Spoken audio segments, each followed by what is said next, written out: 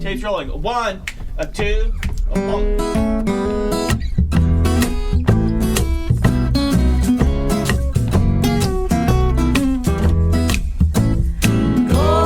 Tell it on the mountain, over the hills. Here at Faith Christian Fellowship. So, we are turning the tide. We have put 1 Peter behind us. We are now moving on to onto our Advent series because, as I keep saying, it is Advent. We are now entering into this, what is roughly a 4-week period of time in which that's kind of filled with expectation, with hope, with anticipation, with preparation for celebrating the birth of our Savior. That's what Advent is all about. It's a season that is oftentimes filled with hope, as we heard this morning with the candle, with hope, with promise, with expectation, with joy. But it is also a season that I found, it's also a season that for many people, it's their favorite time of year. But for a lot of people, it's also one of their least favorite times of year. Because the reality is that at Christmas time, while it's a time that seems filled with all sorts of joy and excitement and parties and festivities and all that kind of stuff, it's also a time of year that for many people, it's actually filled with a lot of loneliness, of feeling isolated, feeling separated. It could come with grief. For those who are grieving and mourning the fact that loved ones are not around and able to be with us anymore. It's a time in which it can leave many of us feeling and wondering a bit like, where's our place? Where's our place? What is there for us? What are the promises for us? And so this year with Advent, as we spend what is our first Christmas together as a church family in 2 years, this year for Advent, we are going to be spending time focusing in the next couple of weeks looking at stories, primarily looking at stories from the Gospel of Luke, looking at stories in which Jesus sought out and made room, made space in God's kingdom and in his family for those people who are on the fringes, for those people who feel like something is missing, who feel this deep sense of being maybe in some ways kind of pushed out, for those people who actually feel like this time of year brings loss and isolation, alienation, rather than inclusion.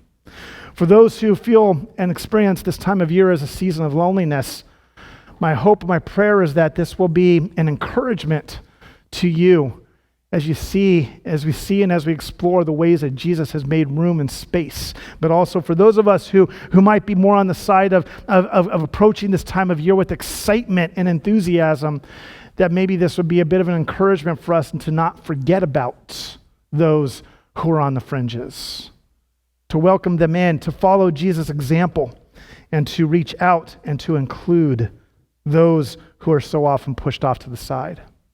We're going to kick off this morning, by looking at the story of the leper from Luke chapter 5.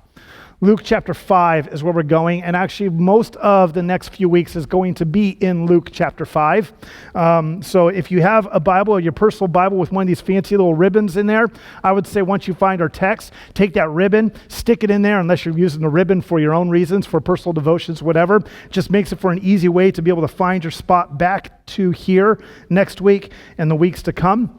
Luke chapter 5 this morning, the story of the leper, which begins at verse 12. Luke 5, verse 12. Here's what Luke has to say to us this morning. Here's what he writes and how he writes about this story and this encounter. Verse 12 says, while Jesus was in one of the towns, a man came along who was covered with leprosy. And when this man with leprosy saw Jesus, he fell with his face to the ground and he begged him, Lord, if you are willing, you can make me clean. Jesus reached out his hand and touched the man. He said, I am willing, be clean. And immediately the leprosy left him. Then Jesus ordered him and said, don't tell anyone, but go, show yourself to the priest and offer the sacrifices that Moses commanded for your cleansing as a testimony to them. Yet the news about him spread all the more, so that the crowds of people came to hear him and to be healed of their sicknesses. But Jesus often withdrew to lonely places and prayed. So the story of the leper. Story of the leper. It's a relatively well-known one, I think, for most people, at least who have been around the church for a while. Anyways, you've heard this story. You've become familiar.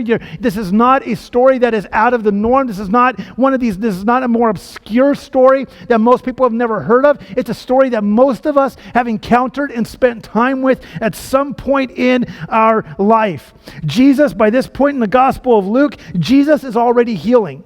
He has already been going around. He has already been healing different people in different places. Crowds are starting to gather around him. And so just the fact that Jesus heals this man with leprosy is not in and of itself a weird thing by this point in the Gospel of Luke. We've already seen Jesus doing this. But on this occasion, as Jesus is in a town, we don't know the name of the town, we don't really know exactly where he was, but Jesus is in a town at this point on this particular day. A man with leprosy comes to Jesus, seeks Jesus out, and begs Jesus to heal him and take away his leprosy.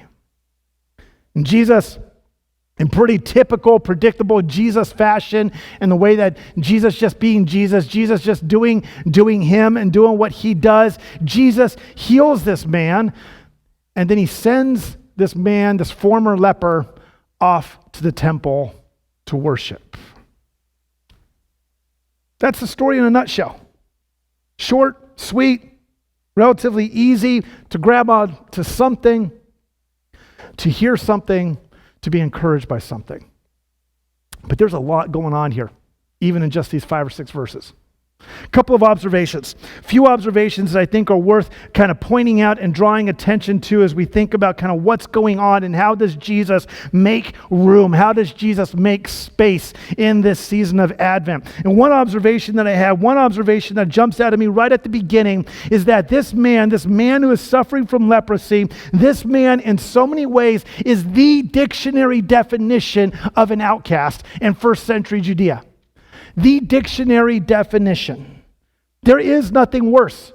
Well, there's very few. There's a few things that the people at that time might consider to be worse, but in general, there's very little that a person could have or be dealing with or wrestling with or struggling with in their life that would be worse than leprosy. If you were to think about, and sometimes we do this, if you were to think about it, kind of lay out, sort of a ranking of different social sins or different kind of things that get in the way or that prevent you from interacting with the world around you, if you were to kind of rank different things, I think most of us in general might be inclined to put adultery, cheating on your spouse, pretty close to the top. Maybe it's not the worst. Maybe we could think of some things that are worse than that, but that's a pretty big deal. You don't do that. The funny thing, and maybe the upsetting thing, maybe more upsetting than funny, but the frustrating thing is that in first century Judaism, there were actually laws, religious Jewish laws, that gave allowances and exceptions to specifically Jewish men to go and cheat on their wives. Under certain circumstances, that was allowed. But if you were a leper, if you struggled from leprosy, there were no allowances. There were no exceptions. There was nothing. You had nothing. That was about as bad as it could possibly be. So if you think in first century Judaism, to the typical Jew that Jesus is interacting with and hanging out with at that time, you almost kind of think of like idolatry and breaking the Sabbath as sort of like at the top. This is like the worst thing that a person could do. After that, it would probably become something like murder. Murder's pretty bad. You don't want to do that. So that would probably be like second, only because God kind of gets a higher rank in that sense. But then number 3 would probably be being a leper. 4th is probably being something like a Roman citizen, because that's kind of the way that they thought and functioned at that time. Being a leper is a bad thing. At this point in history, you do not want to suffer from leprosy. Lepers were not allowed in any way, shape, or form to come anywhere close to a town or to anybody who was not a leper. They had to stay as far away and as far outside of town as they could possibly be. Not for any reason were they allowed to come into town or interact with a non-leper. I was looking up weird laws because I thought maybe I might come across something that might relate to this. And I came across a law back in the early 20th century when cars started to become common and more people were buying cars and owning cars and using cars to drive around. Early 20th century, early 1900s. In New Orleans, there was a city ordinance that was passed in New Orleans that said, don't shoot me for this, I'm only the messenger, that said that women drivers, in order for you to be a woman and drive a car in New Orleans, your husband, ideally, because we got to keep it moral here, your husband or a man of some sort was required to walk or run ahead of your car waving a red flag and yelling and warning everybody else on the road that there is a woman driving a car coming down the road and approaching. All right? If you were a leper in first century Palestine, if you were walking down the country road, out in the wilderness, in the middle of the desert where you're not going to run into anybody, and you happen to see somebody way down the road coming towards you, you are required to yell and call out and warn that person that you have leprosy. And then you are required to get as far off the road as you could possibly get to give as much space to that other person so that there would be no chance to come anywhere close to being in contact with one another. It was an incredibly shameful experience to be a leper in first century Palestine.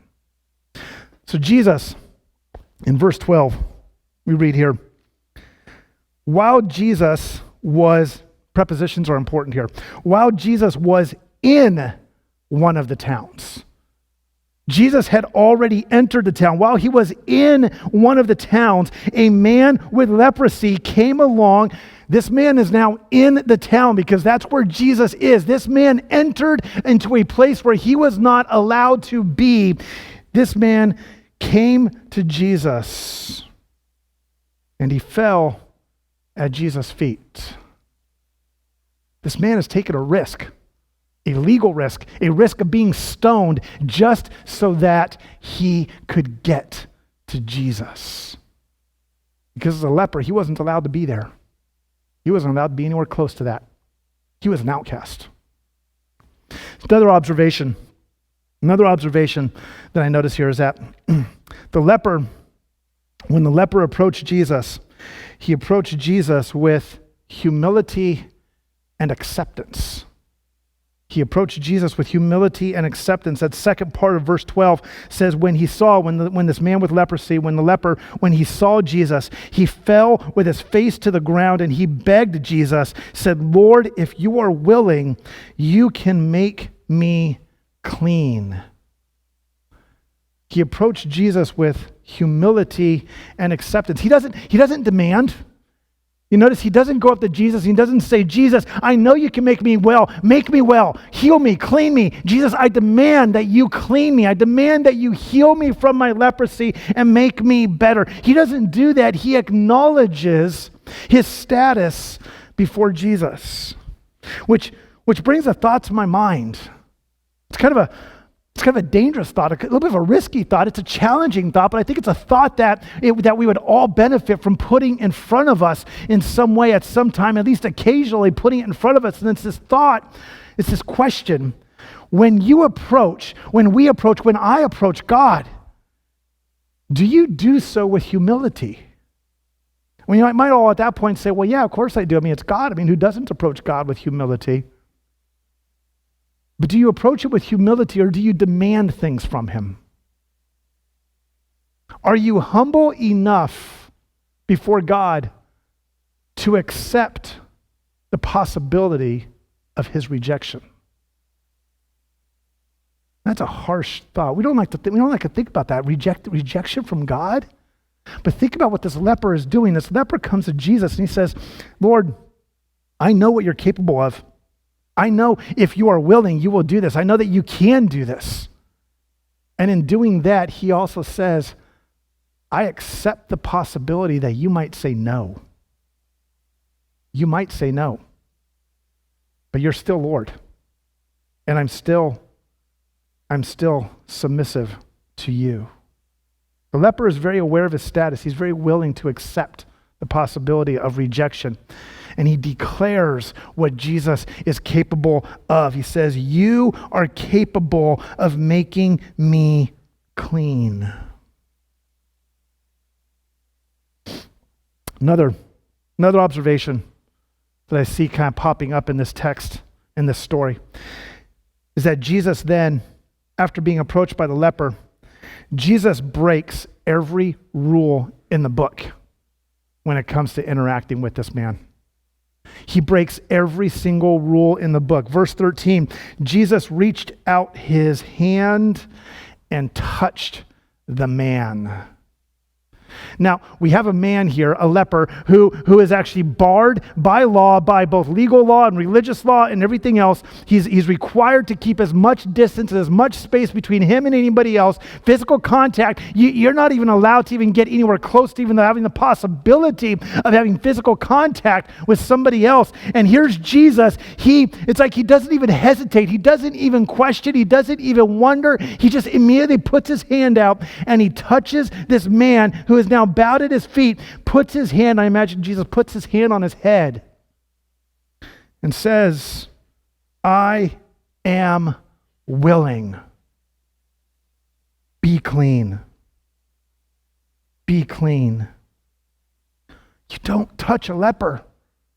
And that's exactly what Jesus did. The simple act of Jesus reaching out and touching, the man touching is actually almost more powerful than the healing that takes place in this story when you take kind of the whole picture into account. That simple act of reaching out and touching someone who is deemed untouchable by society makes an incredibly, incredibly powerful statement.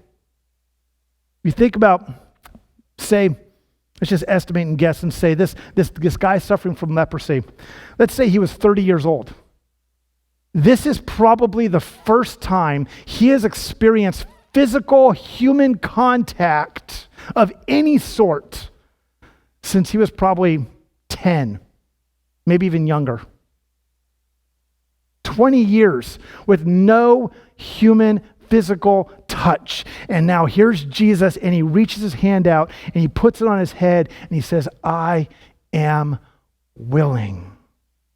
Physical touch, whether it's a hug from your best friend or whether it's holding hands with your spouse or your significant other, physical human touch, it's a way of communicating acceptance. It's a way of communicating acceptance.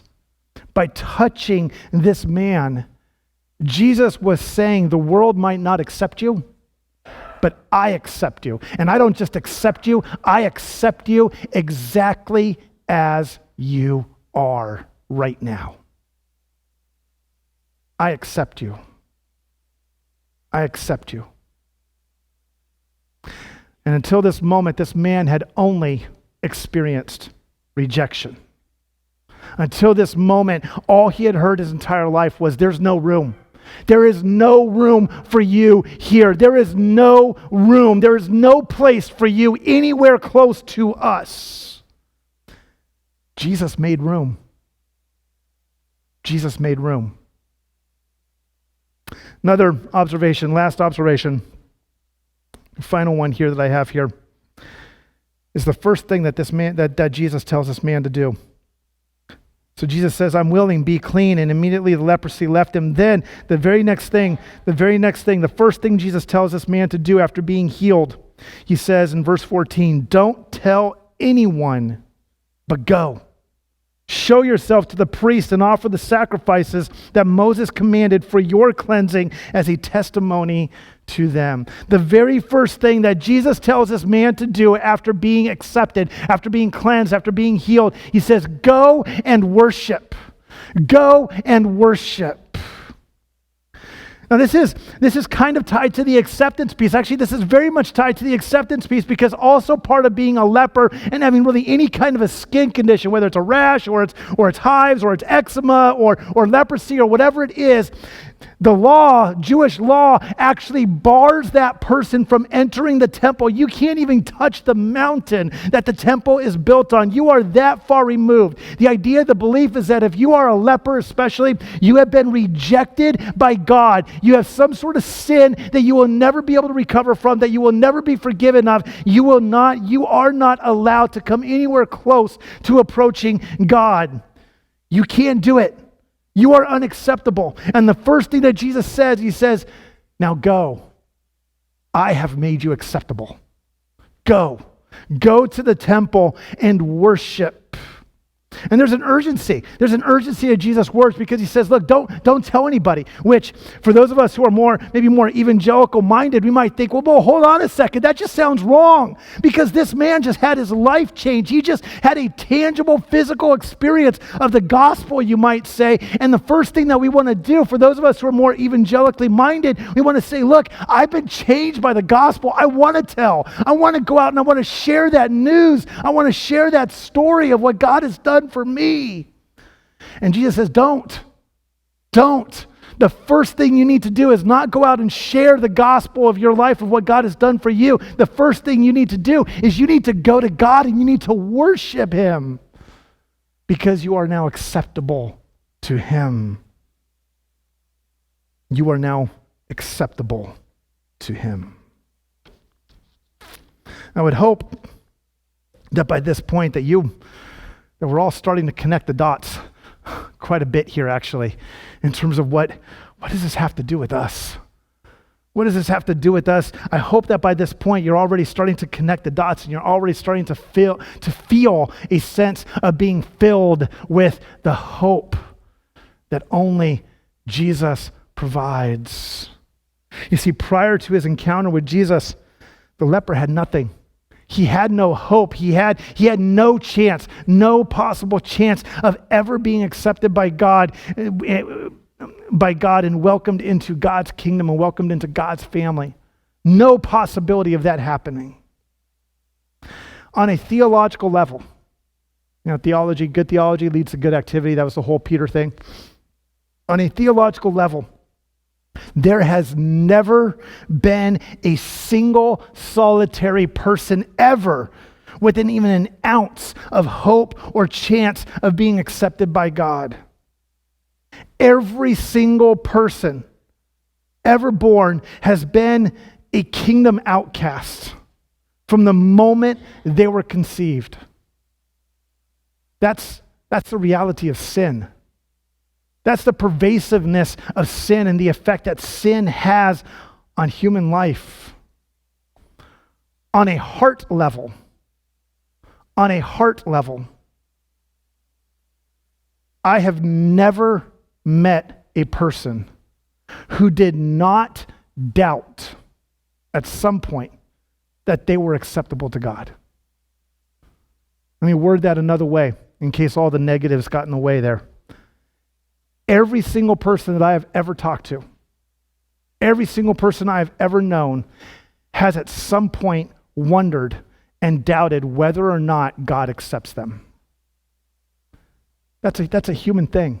That is also an unfortunate reality that comes from the reality of sin. Now let me be clear, I'm not saying that doubt is sin. Doubt is not sin. But it is the result of the brokenness that affects our creation. And again, as we saw last week with 1 Peter 5, Satan uses that and will use that and wiggle his way in and pry his way in, and he will use that to break you down or to break us down. Anyone who approaches Jesus with the humility of the leper is accepted. Anybody who is willing and able to approach Jesus and say, Lord, if you are willing, I know that you have the ability to heal me. If you are willing. The birth of Jesus, it's because of the birth of Jesus that you are no longer an outcast. It's because of the birth of Jesus that you are accepted by our Father. The birth makes room. The birth has made room for you. And the only thing left to do, as Jesus says in this story, is to fall before our healer and our Savior, to enter the presence of our Father and to worship Him. Because you are accepted. You are healed. You are welcomed in because of the child who was born. Let's pray. Heavenly Father, Lord, of the skies with angelic hosts proclaim Christ is born.